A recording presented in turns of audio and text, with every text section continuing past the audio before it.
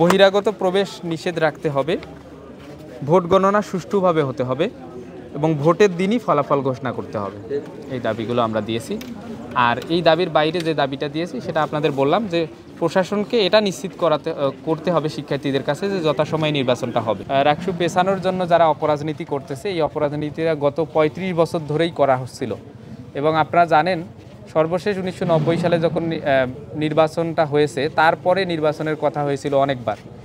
এরকম প্রত্যেকবারই এমন এক সময় নির্বাচনের কথা পেছাইছে জাস্ট নির্বাচনের ৩ দিন আগে নির্বাচন পিছিয়ে আজকে ৩৫ বছর ধরে নির্বাচন নাই। এজন্য আমরা এবারও এই অপরাজনীতিটা হোক এটা চাই না এবং যারা নির্বাচনে জয়ী হবেন না ভেবে বা নির্বাচনে ভালো ফলাফল আসবে না ভেবে এই অপরাজনীতিগুলো করতেছেন তাদেরকে এই অপরাজনীতি থেকে বিরত রাখার আহ্বান জানাই। রাজশাহী বিশ্ববিদ্যালয়ের শিক্ষার্থীদের জন্য রাকসু নির্বাচনের জন্য আপনাদের এই অপরাজনীতি থেকে দূরে থাকা দরকার।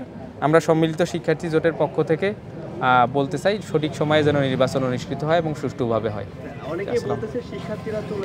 এজন্য আমরা প্রশাসনকে এই দাবিও জানিয়েছি যে প্রশাসন যেন আমরা নির্বাচনী প্রচারণার সময় দেখেছি হলগুলোতে বেশিরভাগ শিক্ষার্থীরাই আসেন, তবে দুই একজন যারা চলে যাচ্ছেন বা যেই শিক্ষার্থীরা চলে যাচ্ছেন তারা এই আশঙ্কায় চলে যাচ্ছেন যে নির্বাচন সঠিক সময় হবে কিনা সেটা নিয়ে দোলাচল তৈরি হয়েছে তাদের মনের মধ্যে।